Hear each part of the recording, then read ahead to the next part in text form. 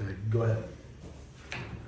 Okay, hey, this is Greg McIntyre along with attorney Brenton Begley here, and this is the Elder Law Report, where myself, who is an estate planning and elder law attorney, and attorney Brenton Begley talk about things that affect you and your family, and we're dedicated to bringing you valuable information weekly, at least weekly, right? And putting out content, writing. If you ever need to check out anything we're talking about on the radio show or the podcast or the videos that we do, go to McIntyre Elder Law's website, mcelderlaw.com. We have robust content there, podcast, written articles. Brenton's great. He writes articles all the time. I used to be great. I used to write articles all the time. I need to write some more. Well, you wrote a book. I did write an e-book available for anyone who goes to the website. Sure, yeah, that's on the website. So today our topic is an important one because we're going to tackle common misconceptions with aging, money, and estate planning. Okay, people have commonly held misconceptions out there about a number of things. You know, we both did a seminar last night in different towns. We did. And I had some of these questions asked last night. And I just found that the more groups I talked to, they had the same misconceptions about aging, money, and estate planning. So let's start with those. I'm going to lay out what those are going to be today. We have a 30-minute show ahead of us, and in this next half hour, we're going to specifically answer these questions. So the first commonly held belief is Medicare pays for long-term care, and then packaged within that is confusion over what Medicare is versus Medicaid, what each pays for, and we're going to tackle that question today. Second is, I had this in a seminar last night, I don't need a will or an estate plan because in North Carolina, I'm married and everything automatically goes to my spouse. Right. That is probably the most commonly held misconception. Absolutely. Because or I don't need a power of attorney because my spouse can do it. Okay, that's another one. So we've got 4. Yeah. So don't let me forget as we go through this. Oh. Let's tackle that one too. I had that one last night too. Yep. Okay. And I asked questions around the room, and they're like, "Yeah, my spouse can get in it." Another one packaged within there is, it doesn't matter. I can get into his IRA because I'm the beneficiary. Wrong. So we'll cover those as well. And then the third or fifth, depending on how this is lawyer math here. I have plenty of money. I can pay for long-term care, right? Yeah. Why do I need to plan to protect assets, right? So those are 3 commonly held misconceptions with a couple of other bonus ones thrown in there that we're going to cover in the next, say, 20 or so minutes. So I'll start with the first one, Brent. Medicare pays for long-term care. Number 1, what is Medicare? Medicare is like health insurance that you're automatically enrolled into after age 65. Right, so everyone 65 years or older in the United States of America is on Medicare, right? That's right. Medicare, not Medicaid. Right. Medicaid, you're not automatically enrolled into, you don't automatically qualify for it. Medicaid is something you have to qualify for it and apply for. Absolutely. So, there are 2 different programs, but I've got too much money to be on Medicaid. What are we talking about here? Isn't all Medicaid the same? Is there's just one program? What are we talking about? Are we talking about food assistance? Are we talking about regular standard adult Medicaid? What is this? Yeah, to be clear, Medicaid is something just like Medicare that you pay into your whole life. You pay into the system your whole life. And so long-term care Medicaid is different than any other type of Medicaid. It all falls under the umbrella of Medicaid, but long-term care Medicaid is government assistance to pay long-term care. So really, they're giving you back the money that you pay into that program to pay for your long-term care. Right. And, for adult Medicaid, other versions of Medicaid, you can only have a certain amount of assets. And it's true with long-term care Medicaid to pay for long-term care, but you're allowed to have more assets than you would if you were to get like adult Medicaid, something like that. Sure. So, okay. So I have to, but how would I qualify? I feel like I have too many assets to qualify for that Medicaid program to pay for long-term care or assisted living care. Do I call an attorney? What do I do to try to get qualified? I don't want to lose all my assets. I don't want to spend down all my assets to nothing. Yeah, just like the very robust and complicated tax code we have here in the United States, we also have a very complicated and robust Medicaid manual that attorneys like you and I have just really drilled into our head to figure out how to make sure we preserve assets, keep the value of those assets without having to spend them away and still get people qualified for Medicaid. So a lot of times, there's this misconception that, hey, I own something so I won't be able to qualify for Medicaid, or even beyond that, I own a substantial amount of assets, right? So I won't be able to qualify for Medicaid, and that's just not true. Depending on the plan. So should I plan ahead, or can you help me in an emergency? What's best? So the sooner you plan ahead, the easier it is to save everything you got. Okay? Now, don't get me wrong, if you're in an emergency situation, it's better to come see us. It's better to come see an attorney, an elder law attorney, to figure out how to save, what you can and still get, qualified for Medicaid. But, the best thing to do is plan early and often. Right. Yeah. So planning ahead, not procrastinating. That's right. Right? Allows you more options, freedom, and is probably less costly in the end. Oh, absolutely less costly. Right. Yeah. So Medicare is not going to pay for that, by the way. Medicare is not going to pay for long-term care. Medicare is like health insurance, and it doesn't cover a long-term care stay, just like. But it'll pay for some time, right? So let's say I go to the ICU. And I've fallen and hit my head, or I've had a stroke. Yep. And then I have to go to rehabilitation, which is outside of the hospital, because the hospital is not built for that. It's not built for rehabilitation or long-term care. So they're going to stabilize me, move me to rehabilitation. Medicare pays the first 20 days in full of rehabilitation. Right. Then the next 80 days, it will pay partially. Right? You have a supplement. I have a copay that I have to pay out of pocket. Or if I paid a private insurance supplement, that could supplement that Medicare payment so that it pays the copay. Right. But rarely does anyone stay 100 days. Oh yeah, it's very rare because they're moved along after plateau, 20, 30 days. Yeah. If by the subjective opinion of that physician, who's monitoring you, that you plateaued and you're not going to get better, they'll recommend that you need long-term care. So move you over to that designation, and that essentially means that you have to either pay out of pocket or get some type of assistance to pay for it at that point. Right. Exactly. Other than Medicare. Exactly. So those are tough positions to be in an emergency. Yeah. Because you have to come out of pocket a lot of money if you or a loved one is going in, or a spouse is going into nursing home care for rehabilitation. Right, because long-term care ain't cheap. It is not. And many times people spend down everything they make their whole lives in the last few years of their lives. Yep.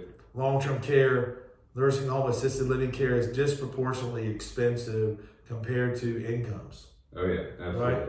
Absolutely. So, and most people out there don't have long-term care insurance. Right. And even if you do, the long-term care insurance is not meant to cover the full cost of long-term care. It's supposed to supplement it. But even Sure. with a long-term care insurance that you've gotten, it might not even help all that much depending on the plan. It's important to get the right type of plan, but some plans might supplement it. But if you need high-level care, it could cost way more than you can afford even with insurance. Agreed. So, okay, we're going to move on to our second commonly held misconception about aging, money, and estate planning. The second commonly held misconception and question we hear all the time is, I don't need a will, or do I need a will? I'm married in North Carolina. Doesn't everything go to my spouse anyway? Yeah, do I need a will or estate plan because I have a spouse? I mean, it's a common misconception, but it's a dangerous misconception because even if you have a spouse, it doesn't mean they get everything whenever you pass away. Now, if you have just a spouse, maybe they'll get everything if you pass away. But if you have any children, your children have a right to inherit if you don't have a will, if you haven't designated everything to go to your spouse. Right. Because it goes... You might end up, as a spouse, owning real estate and splitting other monies, with the children. That's right. And not necessarily an even split. You could end up a 1/3 owner, and they're... Right. If there's multiple children, they own 2/3. If you don't have a will or estate plan, what happens if you die? You can still probate an estate or administer an estate and qualify as an administrator of an estate. But the state has a will for you, and we call that the state's will, but those are the statutes of intestate succession. Mm-hmm. And those statutes of intestate succession, and we all trust all our politicians out there in the legislature, I'm sure, to do the right thing for us. But they've already crafted statutes that will pass your assets for you if you choose not to draft your own will. Right. Okay? It's probably not what you want either. It may not be the way you want to pass your assets. Right. Certainly, it doesn't take into account giving everything to your spouse. If one dies, everything to husband gives everything to wife, and then, secondarily, when the last one passes, it goes to the children equally, okay? Right. It's equally distributed to the children. And that's how is a common way to distribute assets in an estate. The state's will, so to speak, is not set up that way. Right. It's set up much differently. So if you want to control, it doesn't take into account charities or any of the other, or the grandchildren. Yeah. So if you want to control how your assets are passed, wills are important even if you're married. Yeah, and if it goes to someone who you don't want to have a direct advise, maybe you want them to not receive a full amount of their inheritance at once, maybe over time, it doesn't account for anything like that either. And that kind of brings us to the other question within this, the sub-question about the powers of attorney. Powers of attorney. The financial power of attorney. Right. The street name for it is the financial power of attorney. That's right. We call it a general durable power of attorney. General durable power of attorney. Yeah. It survives incompetency, incapacity. It's there when you need it. That's why we call it durable. It has a durability clause. But my wife thinks everything is hers. That's mine. Right. But think about it. I mean, I have an IRA. Yeah. What's IRA stand for? Individual retirement account. Keyword being individual. Can my wife call up the IRA company and move money or get money out of my IRA? Absolutely not. No. It's just like property. The old adage goes, it takes one to buy, two to sell when it comes to a married couple. We own our house ourselves. Yeah.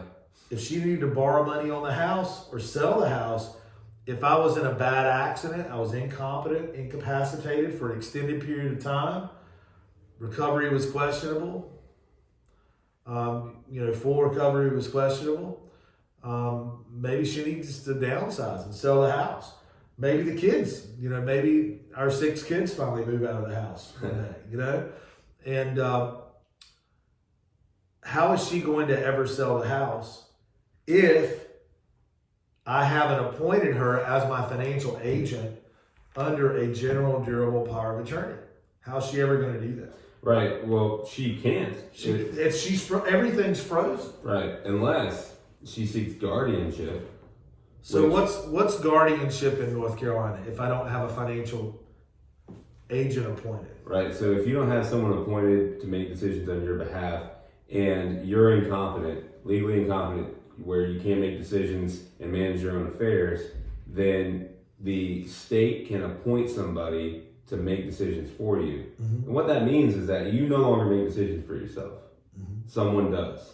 And your family can seek that. Your family can ask to be that person. But that doesn't mean that they'll be appointed. Right? And especially without the help of an attorney, if you go through this process, you can wind up in a really bad situation having, your loved one declared incompetent and not being the person who gets to make the choices for them. Maybe the state, maybe it's a third-party attorney coming in, making those choices, and then everything's regulated by the government, by the court, right?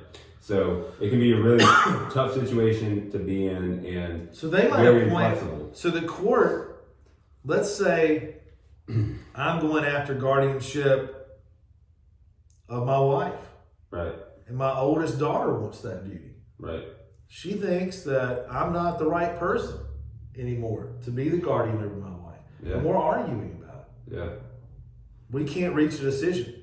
Is the state going to choose one of us, or what do they do? A lot of times, appoint an attorney over my wife? A lot of times, that conflict, because there's a conflict there, yeah, they just want to wash their hands of it and not have some issue because they've appointed someone. Happen to the family. Yeah, exactly. And so they'll just appoint a neutral third party, what they deem to be a neutral third party. But in reality, you have these individuals who are appointed, who act on behalf of a bunch of different estates, and it's kind of the same thing for every estate, right? Right. They don't have that desire and care that a family member would have to make sure that assets are preserved, that you're taken care of and your wishes are carried out to the extent possible, right? And that's not to say that these are people who make bad decisions necessarily. They're supposed to act in the best interest of the ward, but they don't know. They don't know what the ward wants. They don't know what your loved one wants because they never got to talk to them and figure it out when they weren't incompetent. A little double negative for you there. When they weren't incompetent. That's right. So, wow. So I don't know that I want the state to be over me and over all my assets. I don't think I want, really, it seems like a power of attorney, a financial power of attorney, is a way for me to be proactive and select the person I want to manage my financial affairs, the person I trust. It's a great way to prevent and not leave it up to the courts. Yeah. It's a great way to prevent the state from coming in and making those decisions for you. And it's also a great way to make sure that you're protected no matter what happens, as long as... What about make sure assets are protected? If I've failed to do all the proper estate planning under the current laws, yeah, then can my power of attorney that I appoint, can my agent that I appoint come in and help do that for me? Certainly. Okay. Yeah. Okay. They can make the best decisions for me. Right. That's good. Because I know who I want to appoint. Exactly. I mean, you might need some type of long-term care. I mean, you have a 70% chance if you make it past 65 of needing some type of long-term care. That's why this is such a big deal. As elder law attorneys, we know that every person over 65 today has a 70% chance of needing in-home assisted living or nursing home care. Right, and that number is just going up.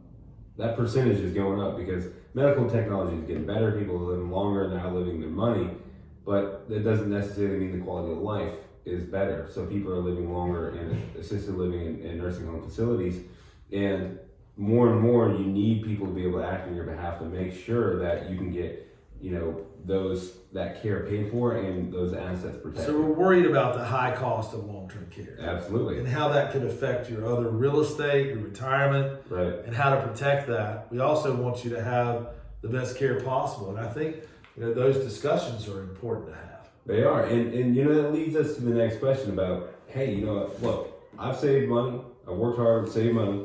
And I got money. I can pay for long-term care. Why I have plenty of money. I can pay for long-term care, right? Yeah. But can you? Personally, but can you really? If I look at the cost of long-term care, which is also only going up, $5,000 to $10,000 a month. Right. I mean, unless you're Jeff Bezos, you're going to have a hard time paying for that without going through everything you've earned all your life.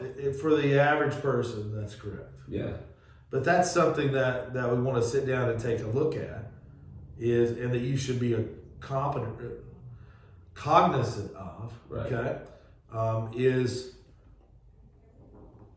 what your income is, how much it costs to pay for long-term care, and where's that money going to come from? And is it going to leave a spouse of yours destitute? Because we see that a lot of times. We see in an emergency, it's more often than not, it's the wife as opposed to the husband. She is very upset, and she's concerned that because of a healthcare accident with the husband, that he is going to need long-term care for an extended period of time. Right. She and her husband have both worked, saved, and been a team their whole life for retirement. And then she is in a position where she can be left destitute because for no fault of her own, because of the high cost of long-term care. That's right. And because of the lack of legal planning. Yes. And foresight to engage in estate planning. Right. I mean, it's not just part of the point here. Yeah. That's part of the point here. You are not powerless. Yeah, not just a victim. You are not a victim. Yep. Okay? You are not a victim of life or the system. All right? You have legal options to protect your hard-earned money and property. And those are things that we have dedicated our practice to helping seniors and their families and others with estate planning and with asset protection, maximizing taxable exemptions, expanding healthcare options and long-term care options and ways to pay for care. So that is what our entire practice is engaged in. So I would say no matter how much money you have, you need to be aware of these things and sit down and think about it. And whether vehicles like deed protection, ladybird deeds on the home, life estate deeds on other properties, or trust, irrevocable, revocable, convertible trust, right, are best for your asset picture if you're planning ahead. And trust me, planning ahead is phenomenal. It is so much better than waiting to get to an emergency situation. Although we're set up to help either way, I would rather help you plan ahead so that the plan, I love it when a plan comes together. Absolutely. Right? And I love to see those things play out the way we envisioned. And that's fine. And that's satisfying as an elder law attorney. Right. To work with the family and help them save money and property and help their loved one be cared for the way they need. Yeah, and one of the things that comes to mind when I hear, hey, I have enough money to pay for long-term care, or I think I do, the question that comes to my mind is, did you work hard your whole life just to turn around and pay that for long-term care? Or did you want to leave a legacy? You want to leave something behind. You want to ensure that your family, your loved one, your spouse, your children, your grandchildren are taken care of. That they don't have to start from zero in their lives. That they can be taken care of, and that they have something that you've been able to leave behind, because it mattered what you did during your life. It mattered how much hard work and perseverance and how you got through the hard times and struggled and made something of yourself. Even if it's not much, you should be able to leave something behind. That's your right as an American citizen. That's something we like to ensure. That is one of the founding principles in our country, is that we can work hard, acquire money, property, and we can pass those along, yes. Right? And the same government that put that into place now so many times tries to come back and take that away. Right. Either through taxation, excessive taxation, or through so-called liens back to the state for Medicaid liens, if they paid for long-term care, although you paid for that benefit in the first with place. the excessive taxation. That's right. It's a vicious cycle, It is. right? But that's what we're here to help you see and help you Avoid. avoid, right? Legally avoid. So I appreciate everybody out there listening today. I hope everybody has a great day. Thank you for hanging out with us for the Elder Law Report, where we discuss money, property, aging, and estate planning. And this has been our show. We'll be back with another great show next week. So please tune in. Same bat place, same bat channel. That's right. See you guys. It's good enough for me. That was good. Yeah. It was pretty chill, laid back. I Just think like, so. let's talk about it. It's a good flow. Yeah, we just want to have the conversation. Yeah. So, yeah, that was an article I wrote a long time ago. I like it. 3 commonly held beliefs about money, aging, and estate planning. See you guys.